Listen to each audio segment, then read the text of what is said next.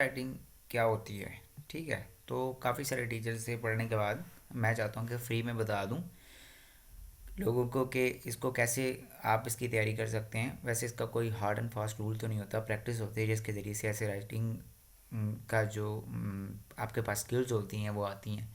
वैसे ये नहीं आ सकती। तो अगर आपको ये अच्छी लगे, क्योंकि ये मेरी तरफ से फ्री कोशिश है ताकि जो लोग फीस अफोर्ड नहीं कर सकते बड़े बड़े टीचर से पढ़ के, वो क्या करें, वो इससे फ्री फ़ायदा उठा लें। ठीक है, तो आप सब्सक्राइब भी कर सकते हैं चैनल को और लाइक भी कर सकते हैं वीडियो को।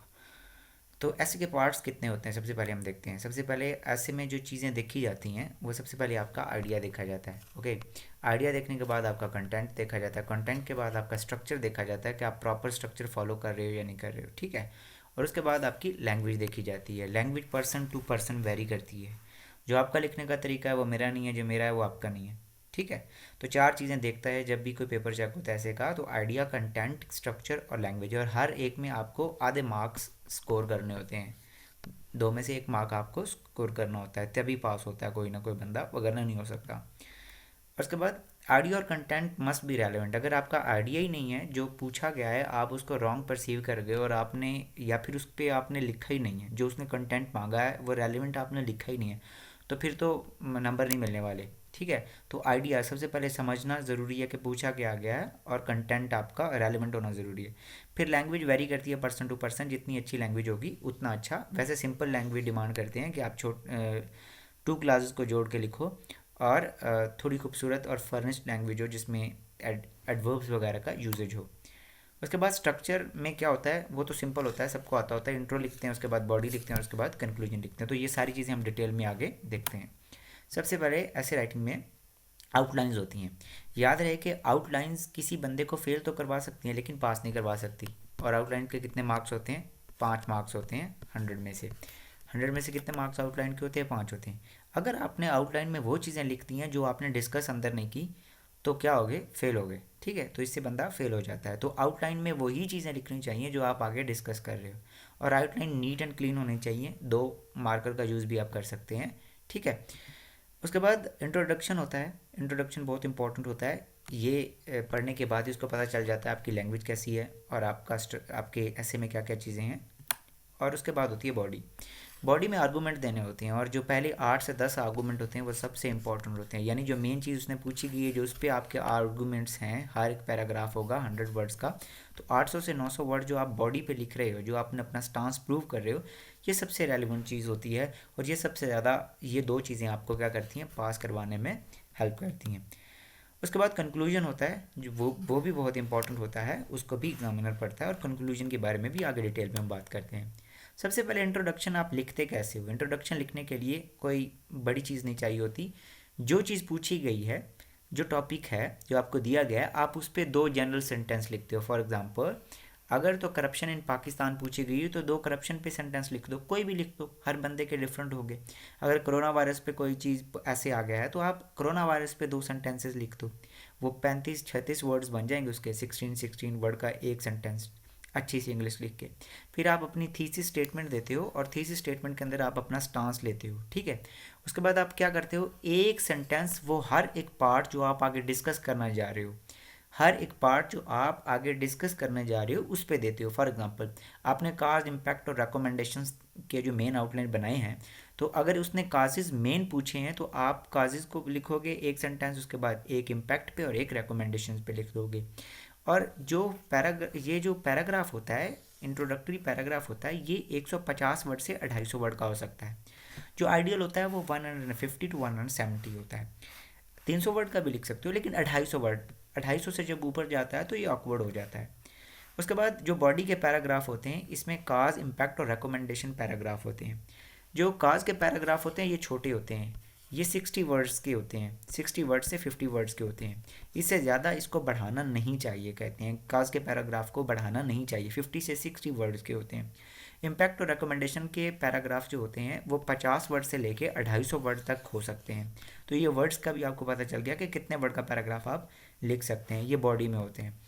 अब इसके बाद कंक्लूजन आ गया। कंक्लूजन में आप सबसे पहले क्या करते हो, अपनी थीसिस स्टेटमेंट को क्या करते हो, रीस्टेट करते हो 2 सेंटेंस के अंदर, 1 सेंटेंस में भी कर सकते हो, आपकी मर्जी है। उसके बाद जो जो पार्ट आपने डिस्कस किए अगेन उनको आप एक एक सेंटेंस में देते हो, फिर आप एक सेंटेंस फियर का लिखते हो, यानी अगर ये चीज़ ना की गई, कोई भी प्रॉब्लम पे ऐसे आ गया तो ये ख़राब हो जाएगा काम सारा कुछ। और उसके बाद एक सेंटेंस आप होप पे देते हो, होप में आप ये लिखते हो कि ये चीज़ें कर लो तो सब कुछ ठीक हो जाएगी। और फिर एंड पे आप क्या करो, एक कोटेशन दे दो ऑप्टिमिज्म की कोटेशन, आप गूगल कर सकते हो ऑप्टिमिज्म की quotation, like even the dark clouds have silver lines in it. तो हमेशा बेशक चीज़ें बहुत बुरी हैं, बहुत डार्क हैं, बहुत ब्लीक हैं, लेकिन फ्यूचर अच्छा हो सकता है अगर हम सब एफर्ट करें। तो ये इस तरह से इतनी इतनी वर्ड्स लिमिट होती है और इतने जो हैं वो पार्ट हैं किसी भी ऐसे के। अब most important things to note क्या है, if it is mention about Pakistan, अगर आपको स्टेटमेंट के अंदर पाकिस्तान का जिक्र किया गया है ऐसे के अंदर और आप पाकिस्तान को मेंशन ही नहीं करते आप अपनी मेन आउटलाइन में, तो ये एक नेगेटिव इम्पैक्ट है, पास नहीं होता, अक्सर इस चीज़ से फेल हो जाते हैं लोग। ठीक है, तो जो चीज़ पूछी गई है, वर्ड के बारे में पूछी गई है, तो वो मेन आउटलाइन में भी दें, आप बीच में भी दें। अगर पाकिस्तान के अकॉर्डिंग पूछा गया तो पाकिस्तान पे मेन आउटलाइन में भी दें और इधर भी दें। फिर कुछ ओपन एंड ऐसे होते हैं जैसे करप्शन इन पाकिस्तान, तो इसमें आप क्या करते हो, आप सबसे पहले कुछ भी लिख सकते हो, इम्पैक्ट लिख दो, फिर काज लिख दो और फिर रिकमेंडेशंस लिख दो। बेसिकली काज, इम्पैक्ट और रिकमेंडेशन की तरतीब चेंज होती रहती है ऐसे में, डिपेंडिंग अपॉन के आपको जो स्टेटमेंट है वो कैसी दी गई है। फॉर एग्जांपल अगर ओपन एंड ऐसे है तो आप कोई भी तरतीब लगा सकते हो, पहले काज लिख दो, फिर इम्पैक्ट लिख दो और फिर रिकमेंडेशंस लिख दो। लेकिन अगर उन्होंने कहा है कि काज ऑफ ग्लोबल वार्मिंग, अगर काज ऑफ ग्लोबल वार्मिंग पूछा है तो तीसरे नंबर पे, यानी पहले नंबर पे आप इंट्रोडक्शन लिखोगे, दूसरे पे अंडरस्टैंडिंग ग्लोबल वार्मिंग और तीसरे पे आप क्या लिखोगे, काजेज ऑफ ग्लोबल वार्मिंग, और इस चीज़ पे फोकस करोगे। इस चीज़ पे आप 800 से 1000 वर्ड या 1200 वर्ड लिखोगे। क्यों आप लिखोगे, क्योंकि उसने पूछा ही है आपसे। Right about the cause of corruption in Pakistan, अगर करप्शन पे आ गया तो करप्शन के काजेज आप लिख सकते हैं। अगर ये स्टेटमेंट आ गई causes of corruption in Pakistan, तो करप्शन पे आप 1000 वर्ड लिखेंगे और करप्शन मेन आउटलाइन में दूसरे नंबर पे या फिर तीसरे नंबर पे होगी। ठीक है, और आउटलाइन के अंदर ये बात आपको ज़रूरी समझनी है। अब आ गया काज पे पूछ लिया तो आपने पहले पे इंट्रोडक्शन लिख दिया, दूसरे पे डेफिनेशन पैराग्राफ लिख दिया, तीसरे पे आप इम्पैक्ट लिख दो, चौथे पे आप काज लिख दो, तो ये थोड़ा बैड इम्पैक्ट पड़ जाएगा। ठीक है, काम चल जाएगा। और अगर ओपन एंड ऐसे हो तो हर एक के ऊपर इक्वल फोकस करना है, आपने रिकमेंडेशन पे भी इक्वल फोकस करना है, 500 वर्ड इस पे लिख दो, 500 वर्ड आप काजेस पे लिख दो, 500 वर्ड इम्पैक्ट पे लिख दो, क्योंकि उसने आपसे कोई जनरल चीज़ के बारे में नहीं पूछा, उसने आपको कहा खाली डिस्कस कर दो, तो आप हर एक पार्ट पे इक्वली फोकस कर सकते हैं। एट लास्ट आप रिकमेंडेशंस देते हो, लेकिन रिकमेंडेशंस कभी कभी आपको पहले भी देनी पड़ सकती हैं। फॉर एग्जांपल अगर उसने आपको कह दिया give recommendations to eradicate corruption in Pakistan, तो फिर आप क्या करोगे, आप 8 से 10 आर्गूमेंट्स रिकमेंडेशंस के दोगे और रिकमेंडेशन तीसरे नंबर पे रखोगे। फिर आप देखोगे कि रिकमेंडेशंस को इम्प्लीमेंट करने के लिए हर्डल्स हैं, अक्सर ये इस तरह से फॉलो होता है। और फिर आप एंड पे देते हो 300-400 वर्ड्स लिख देते हो कि उन हर्डल्स को रिमूव कैसे किया जा सकता है, और आपका ऐसे पूरा हो जाता है। ये जो इशू बेस्ड ऐसे होते हैं।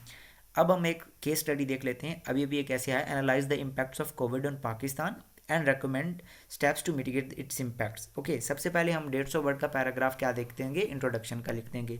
वो पीछे मैंने बताया कि इंट्रोडक्शन के पैराग्राफ में कितने सेंटेंस किस चीज़ पे लिखने हैं।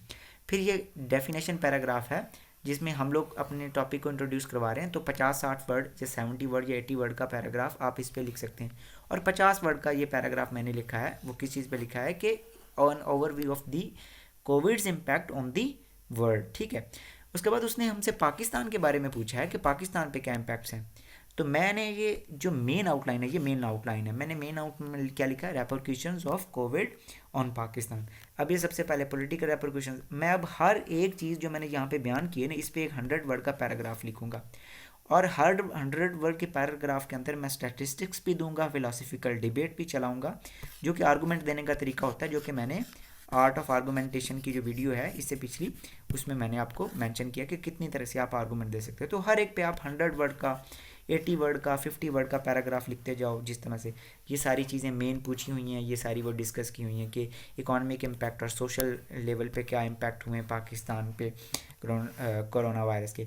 फिर मैं मेन आया हूँ और मैंने क्या किया, मैंने दूसरे पार्ट पे फोकस किया है, मैंने दूसरे पार्ट पे फोकस किया जो उसने पूछा हुआ था। ये देखें, रिकमेंडेशंस दो, रिकमेंडेटरी स्टेप्स दो to mitigate its impacts. Okay, तो फिर मैं उस पर आ गया हूँ, मैंने मेन आउटलाइन बनाई, steps for the mitigation of these adverse impacts rendered by the Covid.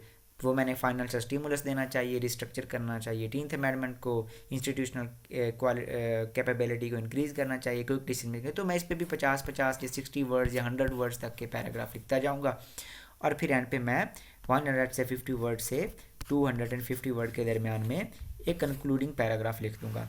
I hope कि आपको अच्छा लगा होगा, और आई होप कि आप जो है वो बेस्ट विशेस देंगे मुझे कि मैंने ये फ्री में आपको बताया है, क्योंकि आजकल पैसे बहुत लेते हैं ना, मतलब लोग ये सारी चीज़ें सिखाने के, तो मैंने फ्री में बता दी। उसके बाद प्रैक्टिस होती है, वो प्रैक्टिस जो जितनी करना चाहे वो कर सकता है। हो सकता है एक आदमी बहुत अच्छा हो, वो फेल हो जाए, ये भी हो सकता है, क्योंकि क्योंकि ये कोई चीज़ नहीं होती, मतलब आपने अगर आपने ऐसे चूज़ किया और उसमें वो ऐसे जो आपने चूज़ किया आप उसका आइडिया नहीं समझ पाए, तो फिर भी बहुत सारे लोग लुढ़क जाते हैं।